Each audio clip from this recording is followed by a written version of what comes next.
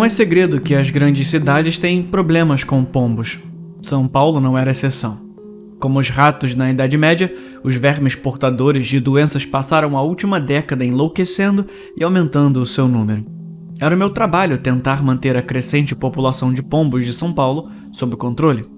Felizmente, me deparei com um artigo sobre um projeto piloto em que os pesquisadores trocavam os ovos de pombo por substitutos de madeira.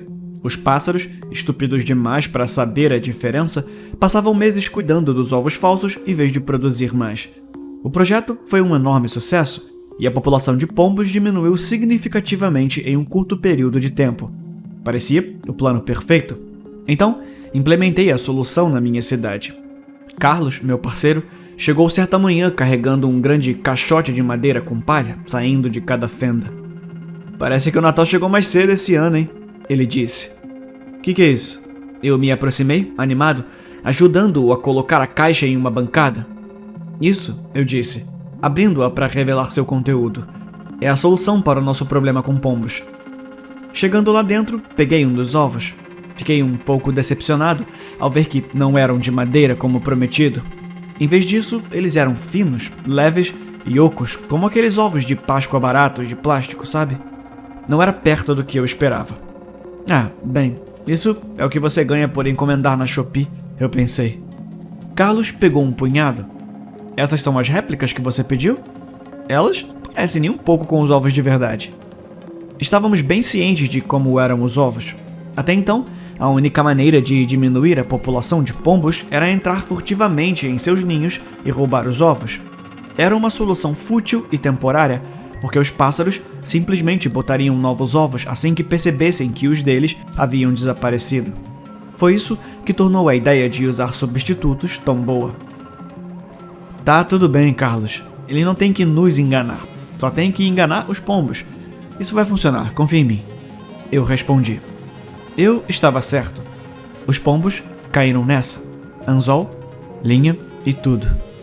Alguns meses se passaram e começamos a ver um declínio na quantidade de aves mais jovens na área. Eu não posso te dizer o quão orgulhoso eu estava do que eu tinha feito. Encontrei uma maneira segura e ecologicamente correta de lidar com os ratos voadores, ao custo barato de algumas centenas de dólares, e uma viagem de elevador até os ninhos de pombos nos telhados dos arranha-céus da cidade. Os problemas começaram cerca de 3 meses depois. Carlos e eu estávamos inspecionando ninhos em lados opostos da cidade. Eu estava na metade do prédio quando Carlos me ligou. "E aí?" eu disse, enquanto levava o telefone ao meu ouvido. O som do vento podia ser ouvido ao fundo. Evidentemente, Carlos chegou ao seu destino. "Cara, alguns dos nossos ovos quebraram", ele anunciou. O elevador parou. As portas se abriram para me deixar sair. Eu saí e fiz o meu caminho para uma pequena escada que levava ao telhado. "Tá bom, a gente só precisa substituir, não é grande coisa", eu respondi, indiferente. Houve algumas tempestades violentas desde a nossa última inspeção e imaginei que os ovos deviam ter caído dos ninhos e quebrado com o impacto. Viu, é por isso que a madeira teria sido melhor. Eu resmunguei para mim mesmo, enquanto saía para o telhado para minha inspeção. "Bem, que se foda", eu disse. "O quê?" respondeu Carlos. "A maioria dos meus ovos também estava quebrada." O estranho era que eles ainda estavam enfiados nos ninhos, bem onde os havíamos deixado. Será que os pombos descobriram nosso estratagema e atacaram as réplicas? Os ovos falsos eram frágeis demais para sobreviver ao nosso clima? Eu gemi. "É o mesmo aqui. Nós vamos ter que começar de novo", eu disse a ele, derrotado. Eu fiz uma pausa por um momento. Não podíamos deixar os ninhos sem vigilância por muito tempo, senão todo o nosso progresso iria por água abaixo. Eu enviei Carlos para substituir os ovos quebrados com o que sobrou do nosso pedido original. Enquanto isso, procurei online por alguém vendendo ovos de madeira. Infelizmente, o remetente mais barato e mais rápido foi a pessoa que pedimos desde a primeira vez. Precisávamos desses ovos rapidamente e nosso orçamento era bastante apertado. Achei que pediria os ovos abaixo da média mais uma vez. Se durassem o suficiente para que os funcionários da cidade vissem que o plano estava funcionando bem, então eu tinha certeza de que poderia convencê-los a aumentar nosso orçamento para que pudéssemos encomendar suprimentos melhores no próximo ano fiscal. Só para ter certeza de que os pombos não estavam atacando os nossos ovos falsos, Também montei uma câmera de segurança em um dos telhados. Eu precisava saber se eles ficaram espertos e perceberam o nosso plano, embora eu duvidasse muito que eles tivessem a capacidade mental para fazer isso. Ainda assim, o projeto seria infrutífero se os pássaros não fossem enganados por nossas imitações baratas, então era melhor ficar de olho. Ao longo das semanas seguintes, comecei a receber relatos estranhos sobre pequenos animais se comportando de maneira estranha. Francamente, eu não prestei muita atenção a eles no começo. Eles soaram um pouco insanos, para dizer a verdade. Uma mulher alegou ter visto um pombo subir em uma árvore. Ela disse que ele rastejou pela casca como um rato escalando. Outro relatório afirmava que um pombo havia sido visto atacando e matando um cachorro da vizinhança. Outra testemunha ligou sobre um gato ferido, mas quando investigou, tudo que encontrou foi a pele. Quando li o quinto relatório, comecei a ficar um pouco preocupado. O que era ainda mais preocupante para mim era que esses relatórios vinham de toda a cidade. Se estivesse confinado a um único bairro, eu teria suspeitado de um surto de raiva ou de uma nova doença de algum tipo, mas os relatórios vinham de toda São Paulo. Todos os bairros, que abrangem uma área extremamente grande. Como algo poderia se espalhar tão rapidamente? Tinha que ser outra coisa. Eu estava prestes a pesquisar um pouco sobre o assunto quando Carlos entrou, com uma carranca. Quebrou. A merda dos ovos quebrou tudo de novo. Ele resmungou, jogando-se em sua cadeira. Eu forcei um sorriso. Tenta enxergar isso por um lado bom, que tal? Ele jogou sua planilha sobre a mesa. E aí, você se lembrou de trazer as filmagens? Eu perguntei a ele. Ele abriu o zíper do casaco e enfiou a mão no bolso para pegar o cartão SD. A sessão vai começar. Ele gorjeou. Nós carregamos o vídeo e demos uma olhada. Pombos. Pombos sentados em seus ninhos. Pombos se arrumando. Pombos batendo as asas uns nos outros. Um rato. Um rato sendo perseguido por pombos. E mais pombos. Deve ter sido a fita de segurança mais monótona do mundo. O tipo de filmagem que nem a adorável voz do Guilherme Briggs seria capaz de salvar. Avançamos rapidamente por dias de pombos fazendo coisas de pombos. Nenhuma vez eles mostraram qualquer violência em relação à nossa réplica de ovos. Carlos tinha cochilado quando algo finalmente aconteceu na tela. A única razão pela qual eu ainda estava consciente era devido à grande quantidade de café que ingeri naquela manhã. Já era noite, no vídeo pelo menos. Um dos pássaros voou de seu ovo e empoleirou-se no ninho, espiando dentro. É isso, pensei, me aproximando da tela. Achei que ele atacaria o ovo, mas estava errado. Eu assisti enquanto o vídeo continuava silenciosamente e algo quebrou o ovo. Por dentro, meu queixo se abriu. Isso não era possível. Os ovos eram cascas de plástico. A única explicação era que tínhamos perdido um ovo real em algum lugar do grupo. Sim, tinha que ser isso. Eu estava testemunhando o nascimento de um pombo bebê. Nada de estranho. Exceto que filhotes de pombos não parecem fumaça. Uma lufada de ar escuro saiu do ovo. O pombo, com a cabeça a centímetros dele, inalou a substância gasosa.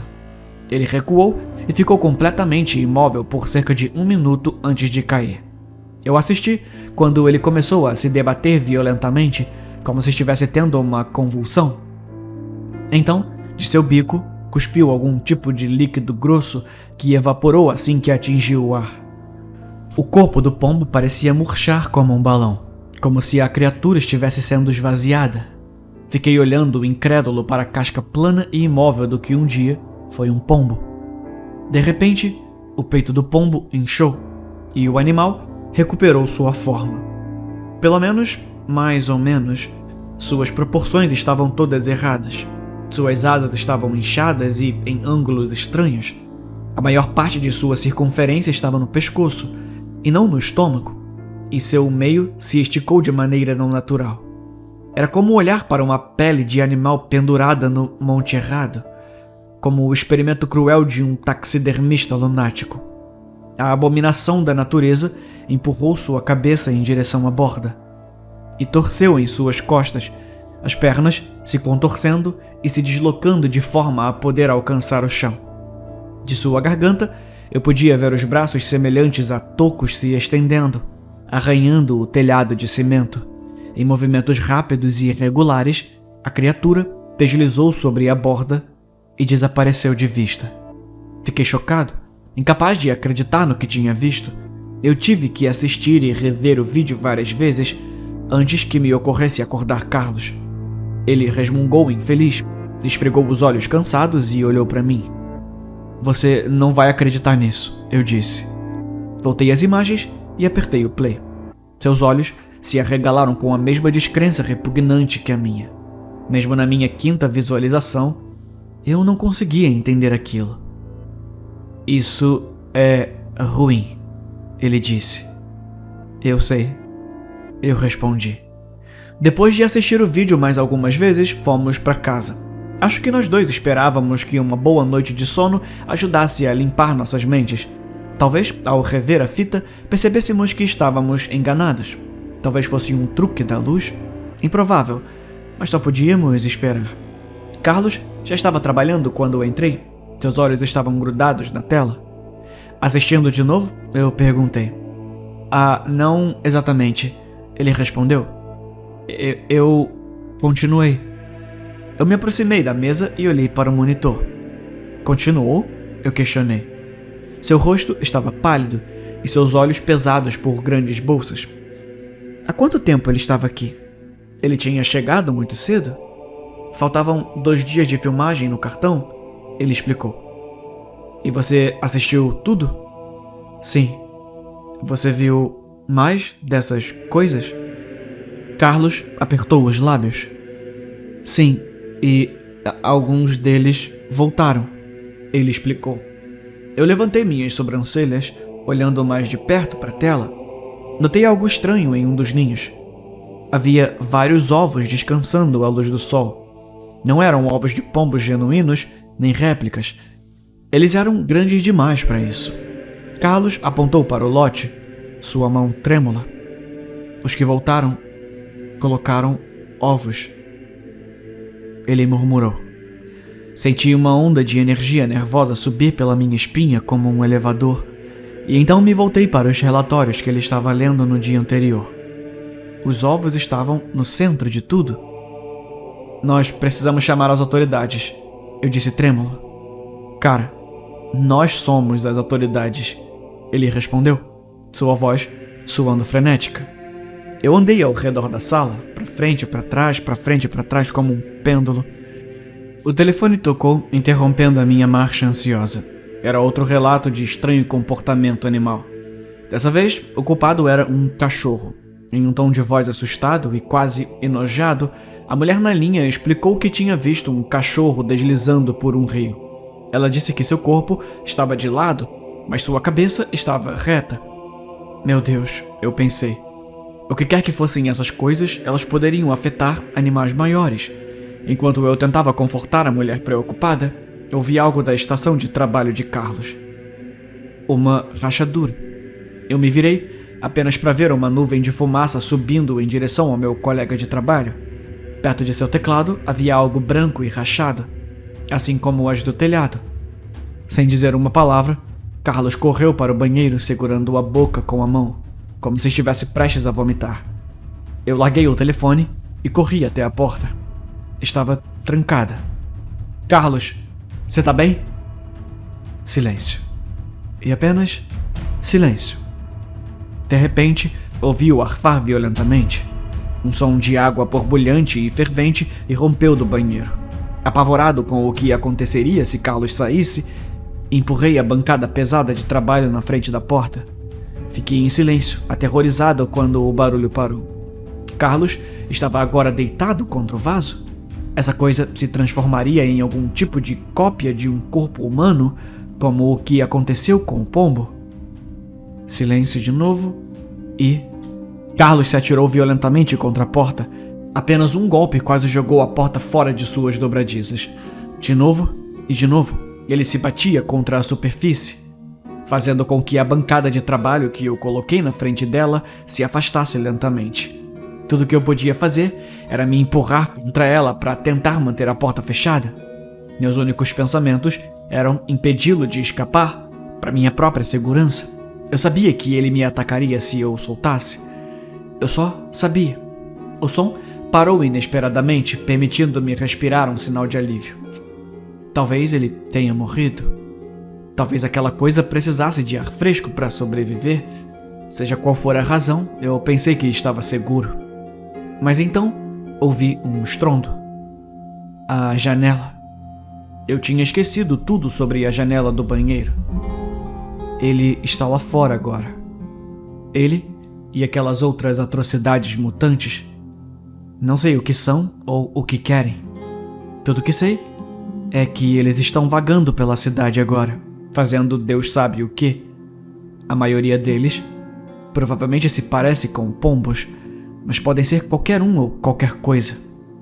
Só espero que alguém descubra como detê-los, porque, na última contagem, havia mais de 700 ovos plantados em toda São Paulo.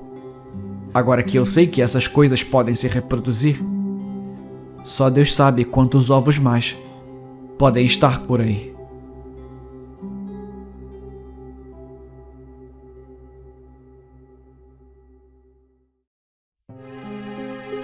Ele voltou. Eu deveria saber que ele voltaria. Ele me avisou antes. Ele disse que a criatura em nossa gravação retornou ao seu ninho para botar um ovo. Esses monstros pareciam ter a mentalidade dos salmões. Voltar ao local de nascimento quando chegasse a hora de se reproduzir. Ocupado demais atendendo uma série de chamadas em pânico, o tempo todo em desespero, não o ouvi quando ele entrou pela porta da frente. Felizmente, eu peguei uma sombra no canto dos meus olhos. Sem nem terminar minha frase, larguei o telefone e me tranquei no armário de manutenção, rezando para que ele não tivesse me visto. Do lado de fora da fina porta de madeira, a sala estava silenciosa. Se ele estava respirando, eu não podia ouvir. Seus passos eram igualmente silenciosos. Será que eu exagerei? Na verdade, eu não tinha visto Carlos, apenas uma sombra na minha visão periférica. Talvez fosse minha imaginação. Eu precisava saber, então me ajoelhei, espiei pela fresta embaixo da porta e fechei um olho para ver melhor. Eu gostaria de não ter feito isso. Eu gostaria de poder apagar essa coisa da minha mente para preservar a memória de Carlos como o homem que eu sabia que ele era. Não aquilo. Qualquer coisa menos aquilo. O que eu vi era uma confusão de carne avançando pelo chão como uma lesma. Eu não conseguia descobrir o que estava virado para cima, suas costas ou seu peito. Seu torso mole havia se dobrado, deixando seus braços quase perfeitamente alinhados com as pernas. Sua cabeça, agora completamente disforme, estava plana no meio. Sua boca me lembrava a figura da famosa pintura de Munch, o grito. Ele desapareceu de vista. Então veio um som horrível, um barulho mole e pegajoso que me lembrou os velhos brinquedos de bola de geleca com os quais eu costumava brincar quando criança. Durou alguns momentos, parou, recomeçou e depois parou de vez.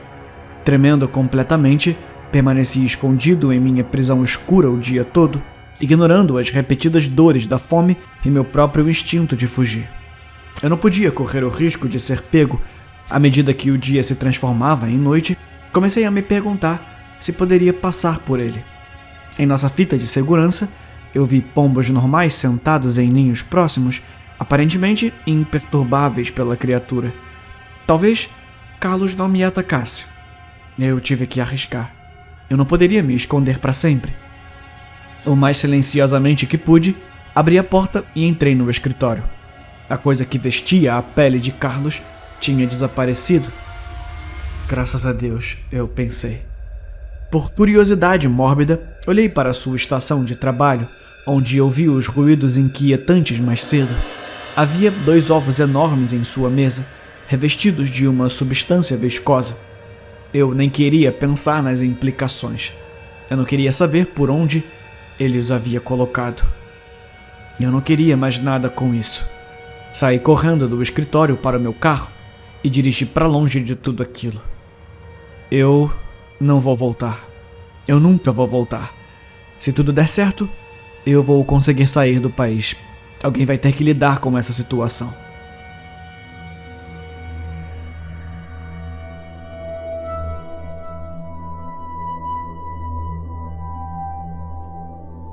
Eu pensei que poderia ficar longe deles, mas agora eu não tenho tanta certeza.